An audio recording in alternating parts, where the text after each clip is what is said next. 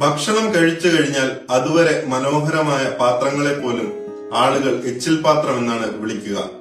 അതുപോലെയാണ് ജീവിതവും.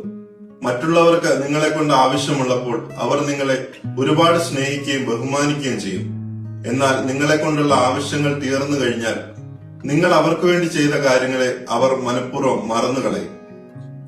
അതുകൊണ്ട് മറ്റുള്ളവർ നിങ്ങളോട് എങ്ങനെ പെരുമാറുന്നു എന്നതിനെ അടിസ്ഥാനമാക്കി നിങ്ങളുടെ മൂല്യങ്ങളെ അളക്കരുത്. അവരുടെ ആവശ്യങ്ങൾക്കനുസരിച്ച് നിങ്ങളോടുള്ള ബഹുമാനവും സ്നേഹവും മാറിക്കൊണ്ടിരിക്കും. അതുകൊണ്ട് നിങ്ങൾ നിങ്ങളോട് തന്നെ ചോദിക്കുക, നിങ്ങളെയാണോ അവർ വിലമതിക്കുന്നത്, അതോ നിങ്ങളിൽ നിന്നും ലഭിക്കുന്ന നേട്ടങ്ങളെയാണോ?